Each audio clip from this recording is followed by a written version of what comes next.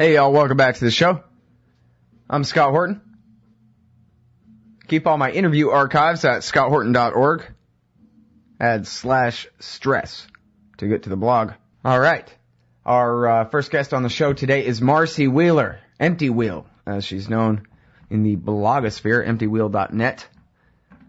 She blogs mostly about civil liberties and national security work, and of course has written for different magazines and newspapers and so forth as well. Welcome back to the show. Marcy, how are you doing? Hey, Scott, thanks for having me. I'm sorry? Thanks for inviting me on the show. Oh, you know what? I'm sorry. I just got to turn my speakers up because they're just down too low. I don't wear headphones because they make my ears hurt. But my speakers, they're far away, so I have to make them louder. All right. Thank you very much for joining me. I wanted to ask you about the war against the whistleblowers. I know that, actually I don't even know the number off the top of my head. Is it 7 or 10 or something, whistleblowers prosecuted by the Obama administration? And I was hoping that you could kind of just take us through, at least some of their stories, and maybe, if you'd prefer, you could sort of start with the degree of change, how much difference it makes from the Bush years to now when it comes to this kind of thing? I mean, obviously there's Bradley Manning, but there are many others. Well, Bradley Manning's a big one, but he's in the military system, which is in some ways less surprising. What is different is that there are a number of people. Thomas Drake is one. To some degree, John Kiriakou is another. I'm trying to remember the other ones too, that were targeted, that were investigated under the Bush administration, and Bush's DOJ decided that they couldn't or wouldn't take a case, and then we changed administrations, and all of a sudden you see charges. You see people being charged on espionage charges. And that, I think, is the most telling aspect, because you're looking at the same people, the same set of facts. The Bush administration chose not to charge them, or probably couldn't for a variety of reasons. Jeffrey Sterling is another one who was first investigated under Bush and not charged until Obama, but also who the Obama administration was willing to embrace this notion that leaking information, including information about how stupid our government is, or how corrupt, or how vile, or what have you, leaking that information now counts as espionage. Right, and now these are really, I should ask it this way. Are there any cases where, they claimed that it's whistleblowing, but it's really not? It's selfish, money-making, book-writing, betrayal of important, confidential information? Or in all of these cases, is it just really black and white, whistleblowing, trying to let the public know what they need to know about what the government is doing wrong? The government has their claims for each of these people, although they really didn't even try that with Thomas Drake. But they have claims, for example, that Jeffrey Sterling was trying to get back at the CIA for not responding to his equal employment case. In other words, he sued because he got different treatment because he's African American, and the CIA says that's why he leaked the information he leaked, not because the CIA was dealing nuclear blueprints to Iran. I happen to think it was pretty important for him if he did, although I think, there's reason to believe other people were providing that information. But I happen to think it's important information for us to know. The other thing that sometimes they're claiming is that people leaked information to influence policy. So in other words, and one of the big ones is always, even going back to Larry Franklin, who's the only person under the Bush administration who kind of fits this pattern, that somebody was either pro or anti-Israel, and they tried to get the information out there so that there would be what they perceived as an even debate. So Larry Franklin was a DOD person, and he actually pled guilty to leaking information indirectly and directly to AIPAC, so that, the Israeli lobby would have information about what we plan to do with Iran. He says he did it for policy reasons. And he didn't leak it to journalists. Whereas what we're seeing now is people being charged for leaking stuff to journalists. And one of the most breathtaking arguments the government has made, the Obama administration made, came in the Jeffrey Sterling case, which is he's accused of leaking information about this CIA scheme to give Iran nuclear blueprints, right? And his lawyers said, well, I didn't leak information to our enemies, even if he did what he's alleged to have done. He instead leaked it to journalists. And DOJ came back and said, well, that's worse. You're leaking to everybody. How dare you leak to everybody?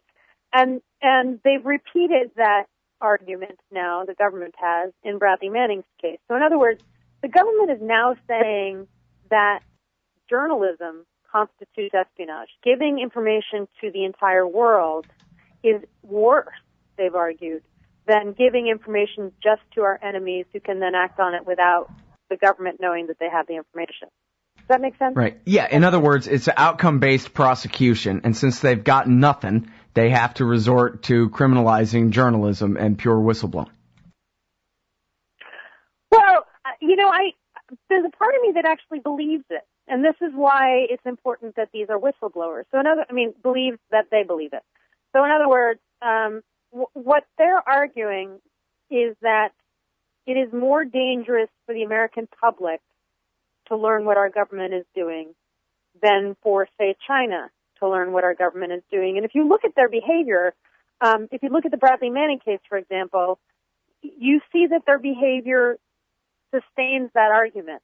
Because what happened before Bradley Manning was accused is that, and actually still is in place now, is that our computer networks were an open sieve, and anybody with a very good hacking program, which China is believed to have, could basically take what they wanted at will. And China is believed to have gone into our defense contractors and taken our most up-to-date military secrets. They've been able to get into some of our operational databases. So China's been able to get what they want. And so Bradley Manning comes along, and he's accused to have leaked the same stuff that China can get at will to us. And that's when they all of a sudden start pulling out the espionage charges. And it's really important for people to understand that, because it's not even just among whistleblowers where the government has maintained that. It's,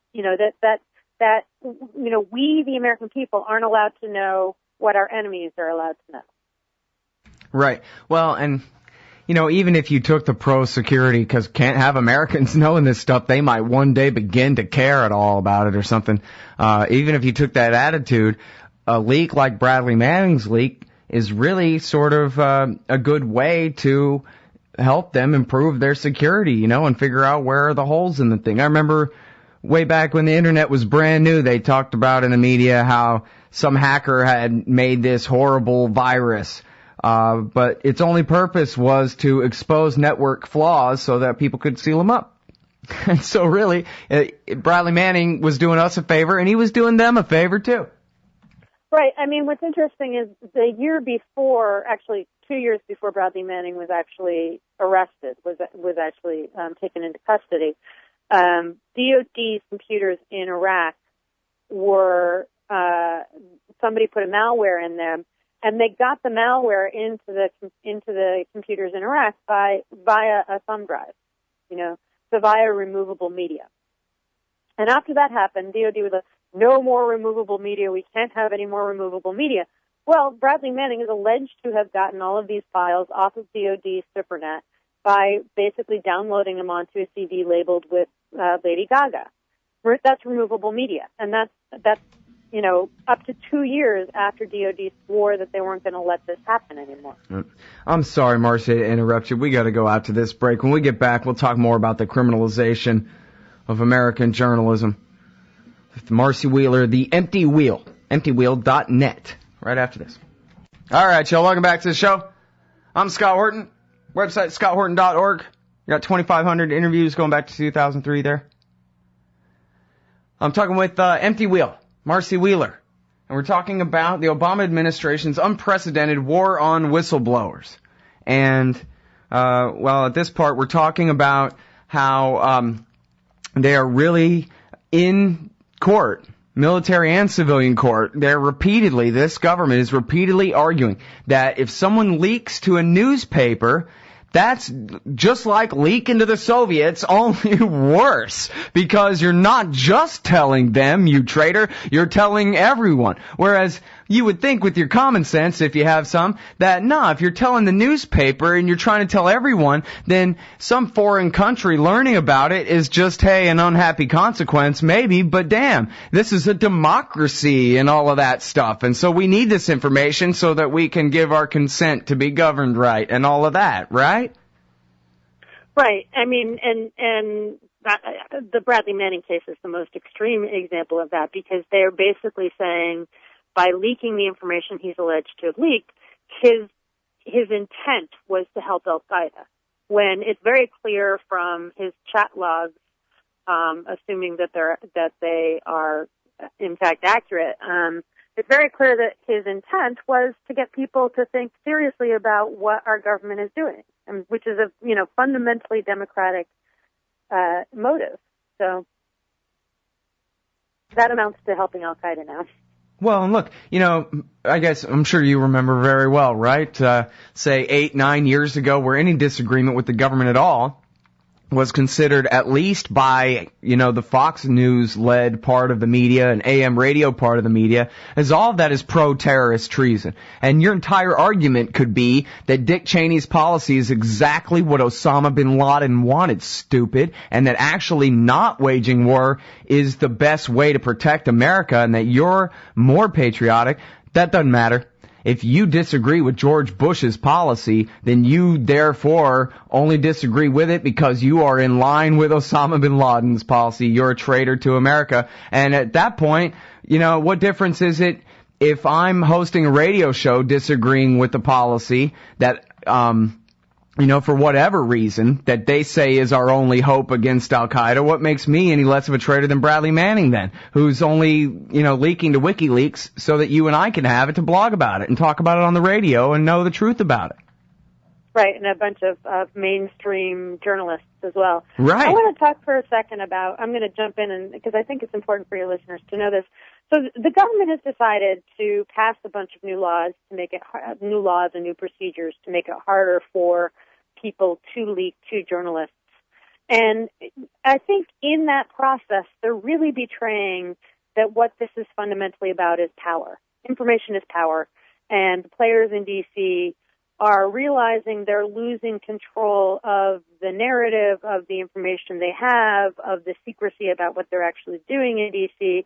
And so, for example, the Director of National Intelligence passed a new rule which said anybody within the government who has a security clearance has to, they have to take people in certain agencies, so like CIA, have to take lie detector tests on, every year on a certain kind of regularity. And he's adding a question to that about whether or not the person has taken part in, quote, unauthorized leaks. And that, to me, is one of the most telling phrases that you get out of this whole war on whistleblowers in D.C. right now, which is that there are authorized leaks in D.C. and there are unauthorized leaks in D.C. And what they're trying to stop is not the authorized leaks, so not the Judy Miller leaks, not the, I killed Osama bin Laden leaks. What they're trying to stop is the leaks that come from some middle-level bureaucrat who is seeing wrongdoing or fraud or something terribly scandalous. What they're trying to do is get control of the information so that only the very top in our government, only the most powerful people in our government can decide what American citizens are allowed to know and what they're not allowed to know. Yeah, it's amazing when, such a big part of the kind of civic religion and myth of America and everything is this vibrant independent press and Woodward and Bernstein and all these kinds of things that we know we can't trust those politicians. We need reporters to be able to do their job. And, there's, hundreds and hundreds of even famous stories of the truth getting out to some good journalists, and that's what made the difference in people's lives. Stories about what their government was doing wrong. Right, and so go back to Thomas Drake. So he, again, is this NSA guy. He was a top, fairly high-level person in NSA, and he went to an inspector general saying, look, Michael Hayden has chosen not to use this $4 million program that actually gives Americans some privacy when we wiretap. He's chosen instead to outsource it to SAIC for $3 billion, for a couple $1 billion.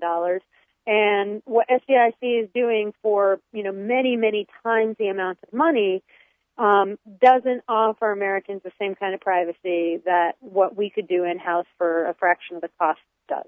That's what he was accused of leaking.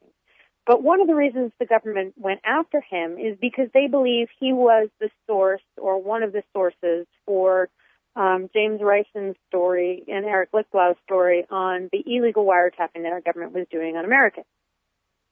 So in other words, they came up with a kind of very neutral thing that they could prosecute him for so that they could retaliate against him because they believed, but couldn't prove, that he was behind this leak about massive illegal wrongdoing on the part of our government.